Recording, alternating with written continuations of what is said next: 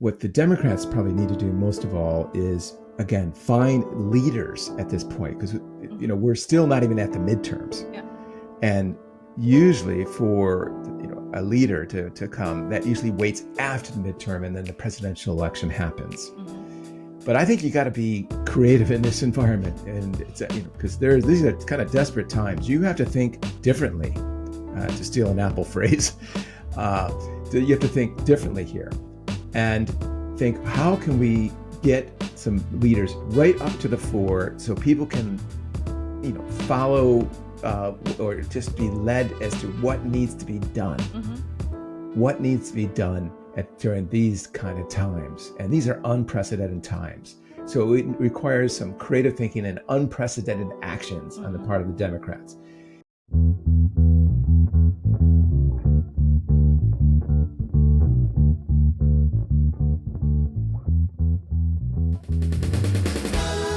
Welcome to Over Here, Over There, podcast across borders. You can be part of this intercultural discussion on our website, overhereoverthere.org, or YouTube channel. And we're on all major platforms as well. But don't forget to like and subscribe to the podcast wherever you are. We'd appreciate that. Claudia, when we were talking about topics of the week recently, he did it again. Yeah. You know who I'm talking about. Oh, absolutely. The one we shall not name too early. Yeah, okay. The moment we put the phone down, I'll name him. Trump had announced something that got the attention around the world, and that was slapping a 50% tariff on the EU. Yeah. And then we just heard he's postponing that after a call with Ursula von der Leyen. The president of the EU Commission. And so we're off again. So it's like, this is the capricious nature of this administration that has really just befuddled, confused, and undermined United States' position around the world. Yeah. But it's difficult to do a podcast. Let's face it, try to do a podcast and keep up with this and keep it current.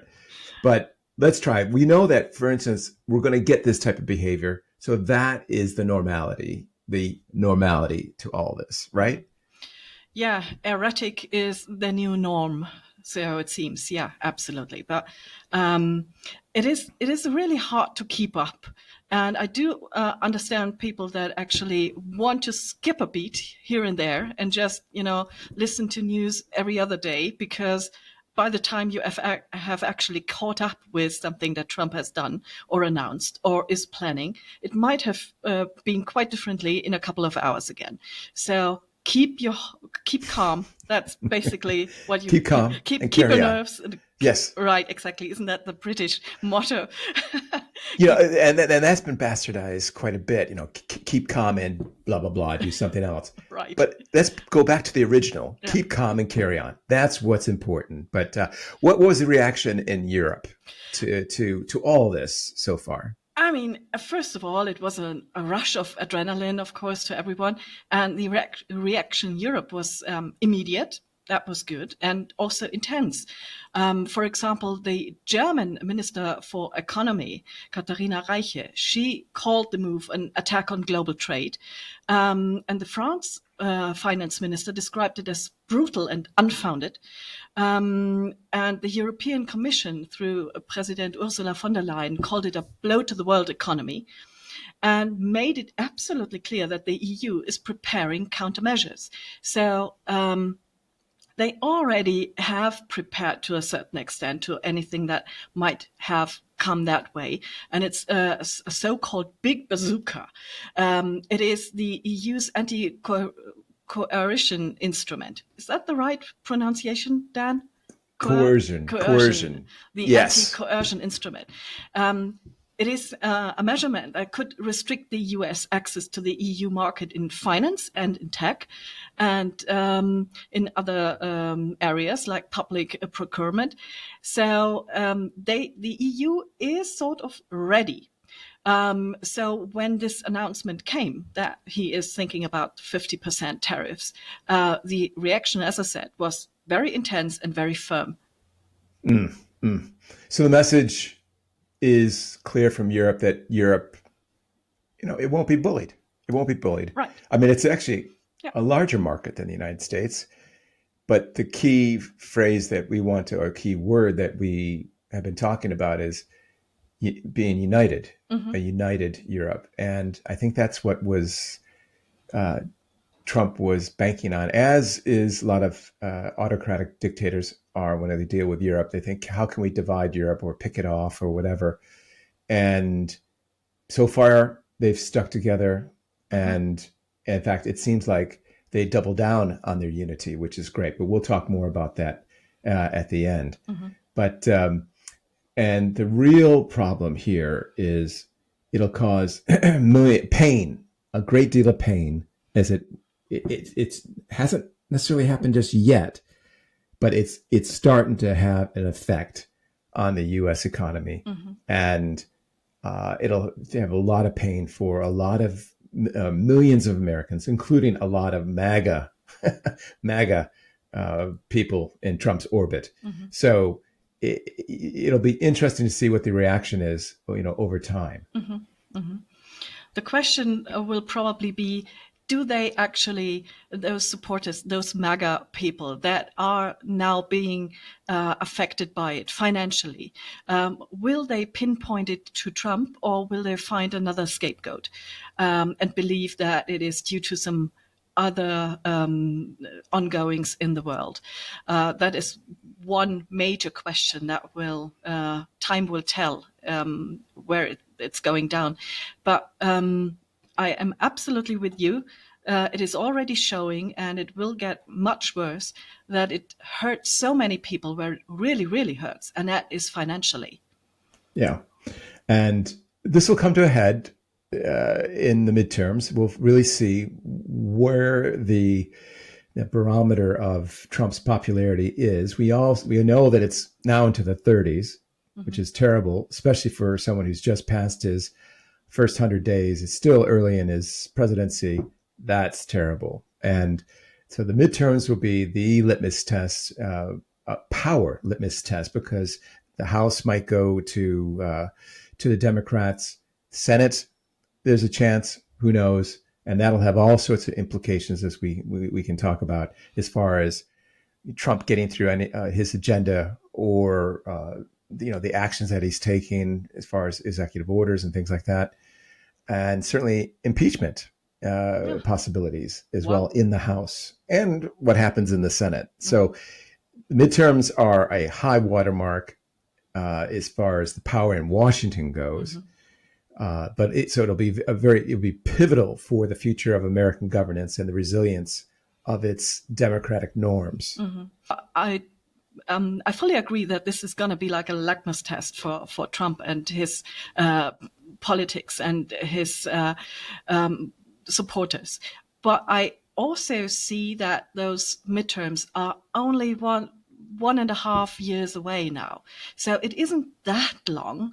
And from my view as a European, I do not see a counterbalance rising. Any politician or a Democrat that aims to fill the void as a true opposition leader to Trump, someone that embodies the anti-Trump, so to speak, the true democracy, someone the European Union, other countries that share Western values could turn to and see where the future of the US might lie and find an ally. Do you see someone rising like an anti-Trump over there? I don't see any one personality at the moment, some leader, somebody coming out of the mists, like in a Marvel comic, movie, or some kind of hero, Steven Spielberg rising hero. Exactly. I don't, not yet, but there are voices in the Senate, like Chris Murphy, in the House, Jamie Raskin. You could go through a list of them. They're starting to really, over the last 2 or 3 months, to really find their form and come at the Trump administration for its undemocratic behaviors and ways. And so I think what really needs to be done, though, it's got to be, as we said, unity on both sides of the Atlantic, which we'll get to. But what the Democrats probably need to do most of all is, again, find leaders at this point, because we're still not even at the midterms. Yeah. And usually for a leader to come, that usually waits after the midterm, and then the presidential election happens. Mm-hmm. But I think you got to be creative in this environment, and it's because these are kind of desperate times. You have to think differently, to steal an Apple phrase. You have to think differently here, and think, how can we get some leaders right up to the fore so people can, follow or just be led as to what needs to be done. Mm-hmm. What needs to be done during these kind of times. And these are unprecedented times.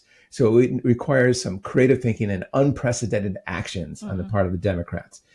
And I think that the Democratic National Committee with Ken Martin and it needs to think, okay, what should we do in order to, because Kamala Harris had 106 days, a good candidate, but it was too short a time for her to get her message across and to get known to the American public. Mm-hmm. And so she fell just a little bit short. If she had more time, I think she would have done it. Let me tell you one more topic. She has missed the topic of economy. She should have focused on that one. Yeah, she really, that was a big mistake, because yes, Americans were still hurting from the inflation that was caused during Biden's term, but there were a lot of good things to point out, and things and she should have talked about the future and how things are going to improve if she were elected more so. And she did have a few good points, good policies, but it wasn't enough. And really, after that flurry of the first 6 weeks where she just rocketed up and really defied expectations, at least for me. I didn't think she was going to do as well as she did. Then she sort of leveled off the message. They really let Trump back into into the media, and to gain and to dominate the media for after 6 weeks or 2 months of that. Then it was Trump coming back in and stealing the attention of everyone. Mm-hmm. And so we didn't really hear as much from Kamala as we should have on the outfront. So anyway, but that's not to rerun the last election. I think that what really needs to be done is for an early indication of who these leaders from the Democratic Party will be, even to have people, the DNC to have people announce their intentions, or to have some kind of precursor of the primaries, even before the midterms. We just need a level of a layer of leaders that are emerging, and they can be within the government. They can be people from outside Congress, I should say. Just some really solid candidates come up and help lead the way, and we'll get to know them more. They'll have more time to get to know them. They can fundraise, they can explain their policies, and really get the message out about how dangerous it is, the Trump administration is. So that's what's important. Why not? Because Trump, look at what Trump did. He actually came out in what was it, November, I think it was 15th of November, 2022. He announced his candidacy for the presidency. That's almost 2 years beforehand. Mm-hmm. Okay, so right after the midterms of that cycle. Now, of course, he did that to help stave off these court cases, because he said, "I'm running for president. You can't throw me into jail or convict me because I'm a presidential candidate." I'll try that someday myself. I'll just announce that I'm running for president if I get a parking ticket or something like that. But that is a good idea. Isn't it a good idea? So try that. Even if you're a German, like if you're traveling in the States, just if you get pulled over, say, Officer, I'm really sorry, but I'm thinking about, I'm declaring my presidency, my run for the presidency right now. So You will have your ticket swapped into one that goes directly into a mental institution. yeah, you'll have to get the right cop though. If he's a MAGA supporter, then you're in trouble. So just don't anyway. But no, they really need to get out early and to get their leaders up, visible, and vocal. And we've seen it with Bernie Sanders and AOC doing that tour a month or two ago. They did really well. That's the left of the party, and so on and so forth. We need people from the center, and from right of center to do the same. And on that score, I would just say, from a domestic point of view, that it's got to be a broad church, a broad coalition. Right. So the DNC, the Democratic National Committee, needs to loosen up and also accommodate. Doesn't have to take them in, like say, an Adam Kinzinger or Liz Cheney, whatever. But you got to encourage people from different perspectives, be part of a democratic, pro-democratic coalition. Yeah. And to be a force, a united force against Trump and the MAGA policies that he's doing. And you can disagree on a lot of on the policies, but what we're talking about is have a solid pro-democratic base of support, and to make sure that we are united across the spectrum. And so the Democrats should probably lead that charge, get everyone into that coalition as much as possible. And take a note of how it's done in Europe and elsewhere, how coalitions are done, because coalitions in the United States aren't common. We really don't do coalitions as such. You don't have enough parties.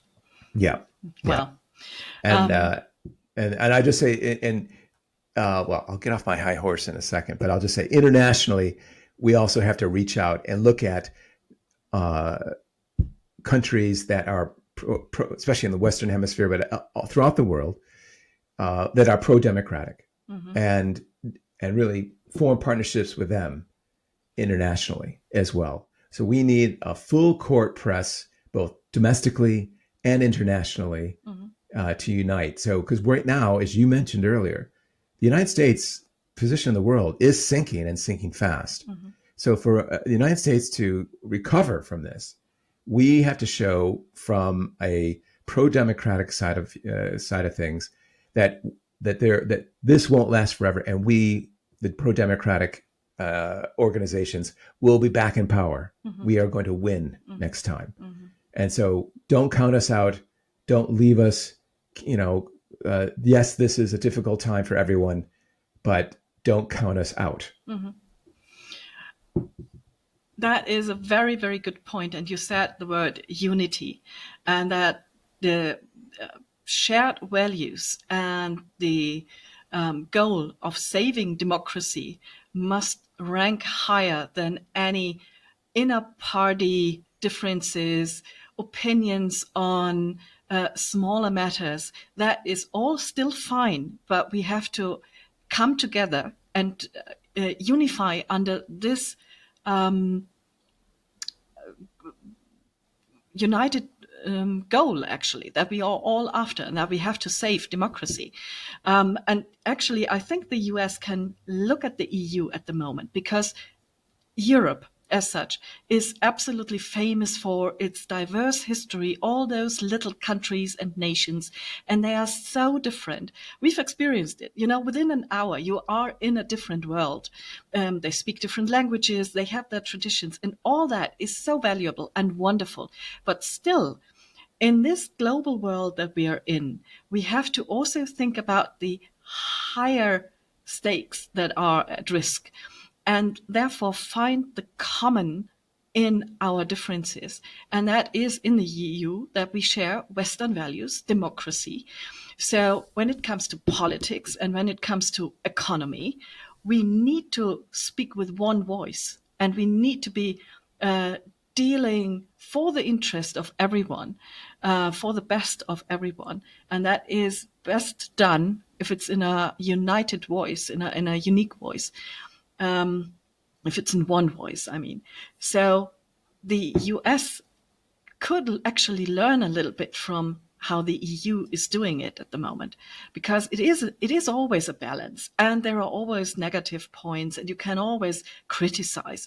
But overall, in a short period of time, the EU has done tremendously well, and you have still those nations and countries that are blooming in their differences, in their wonderful quirkiness and in their uniqueness and with all their traditions. But when it comes to politics and a global standing, we need to be united. And that is something that especially the Democrats need to actually learn from Europe in a way. And basically, this is not a done deal yet, and it's gonna be a fight forever. You always have to fight for it. There is never gonna be a win, and you will always be under threat. So this is also needed in the outside of the US, that you always need to have clear vision in your leadership. You have to have backbone, and you have to know what Western democratic values are and why they are so important, why it's worth fighting for it. Right. I mean, very good point, very good statement, and agree with that 100%. But I would also say, I always look at things between the micro and the macro, and that's a very good macro analysis of what needs to be done. On the micro level, I think it's the key message that needs to get put down to the voter in the United States or the voter in Britain. Because we've been still experiencing Brexit and its aftermath, but really show them how the lack of democratic institutions and principles and norms of behavior, how can it affect them directly from their pocketbooks to their health, to their freedoms as a citizen. Really get into the minutiae is that this is what happens. Mm-hmm. That, I mean, just take a look. I mean, look at my iPhone, and I have this app with the stock market. Look at what happens when you have an autocratic ruler who decides to throw on a tariff for a couple days and then take it off the next few days and all that. That it affects, or do away with your health care, like Medicaid and Medicare. Mm-hmm. And this is what happens when democracy is undermined. Mm-hmm. Okay, so it's both the macro level and a micro level. So there's various things that we have to consider, and how much of an effort it is to get this structure, this unity structure, unified structure. Mm-hmm. And I agree totally.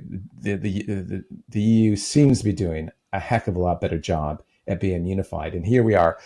I admire them so much. And I'm glad I got 2 citizenships within Europe, which is great. So I can say I'm with you as well. So, but not only I think the EU to me is amazing because, we have the United States and we have a common language and things like that. Here in Europe, you have different cultures, as you explained. You just go 100 miles one way and it's completely different landscape, figuratively and literally, as far as culture and politics and everything else.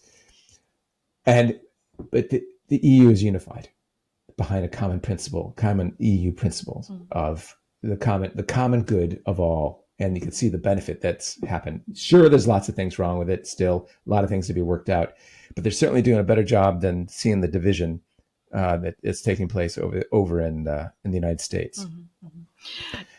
Dan, you mentioned before that you want to have a broad alliance within the US to oppose Trump and to win the next midterms.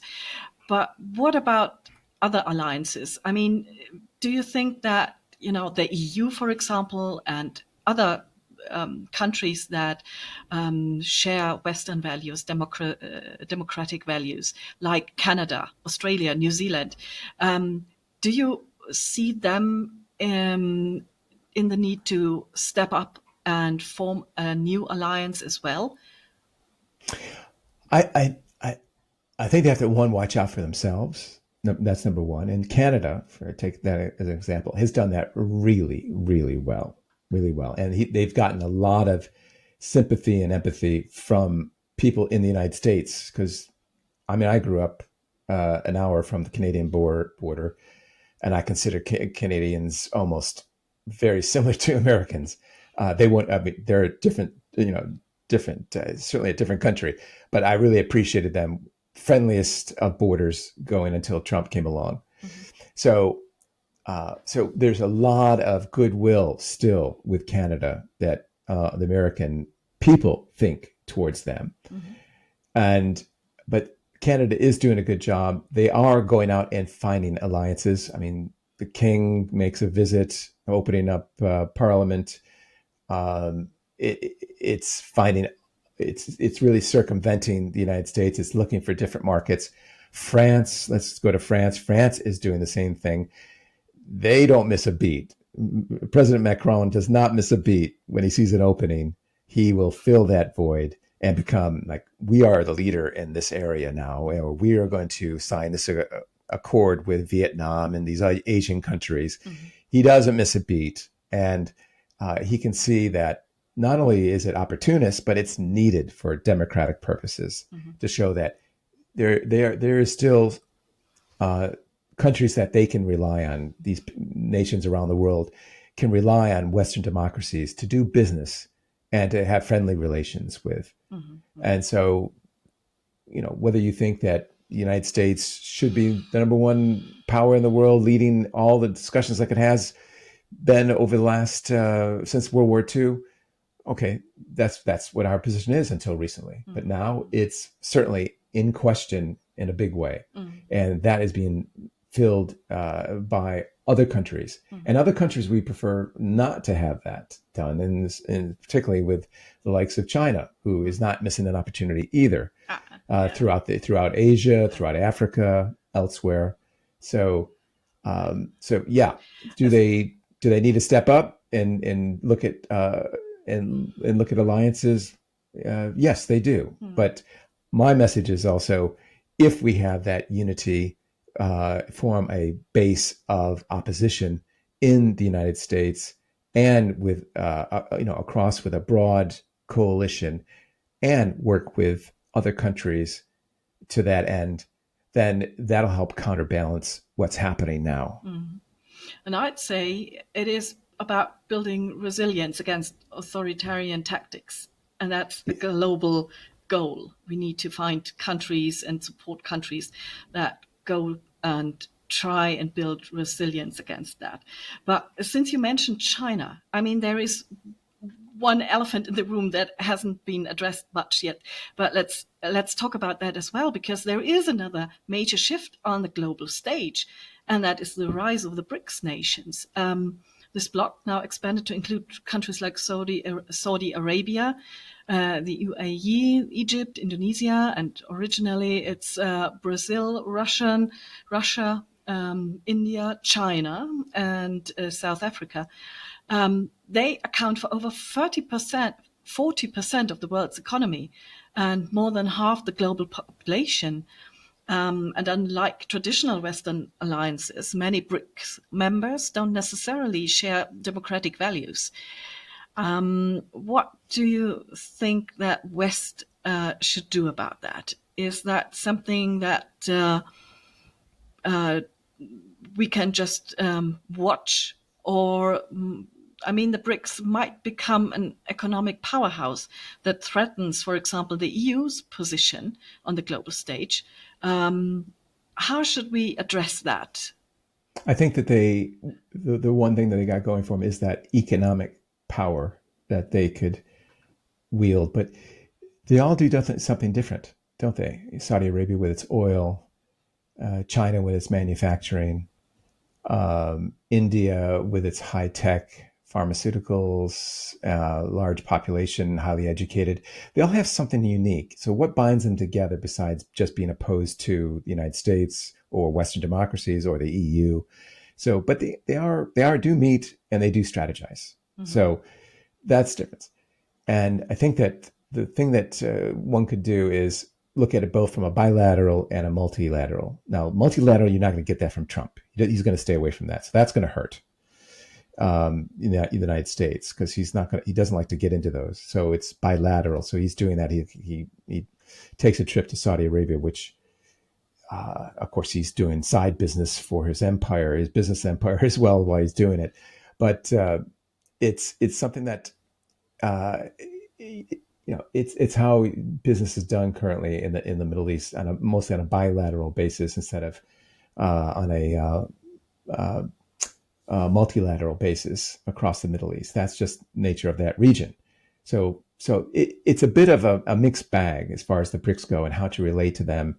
And we could go on. This could be several hours of conversation as far as how we currently, given what an autocratic leader in the United States, how do you deal with the BRICS now when you don't have power? Very difficult, very difficult. And so I think that you got to just look at it case by case within the BRIC nations, see how you can relate to them, form a partnership with them, either bilaterally or multilateral in other ways. But that's the best you can do at the moment when you're out of power. But come the midterms, that might change. Speaking of power, you mentioned one word that, caught my attention right away at the beginning, and that was the word impeachment.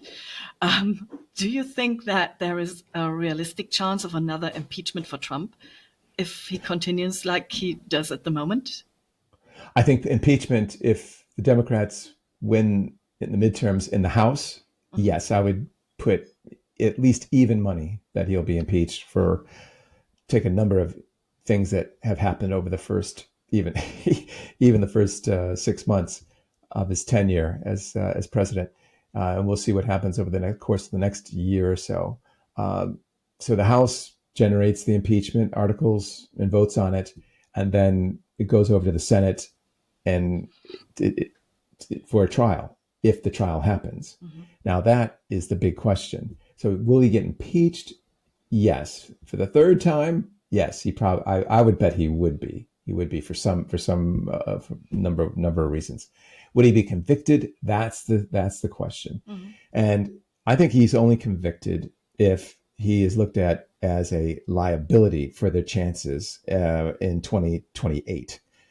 If he looks like he's going to lead the MAGA Republicans down even further electorally, then there might be some softness in the Senate, some extra consideration that maybe that they would go. I think it's highly unlikely that he's going to be convicted in the Senate. But here's a way that it's a numbers game. That say we flip the Senate, that would be miraculous. That'd be fantastic. But so the Democrats are 53 or 54 up, 54 maybe to 46, 53, 47. Anyway, they've got a cushion of 3 or 4 votes.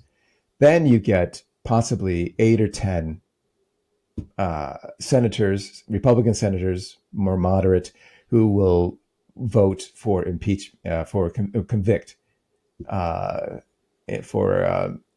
him on the impeachment charge. So you're still a little bit short. I think it's going to come down to, if it happens, I think it's going to come down to just a handful of senators on the Republican side, maybe 4 or 5. And will they vote to convict? That will be the issue. I think it might come down to that. If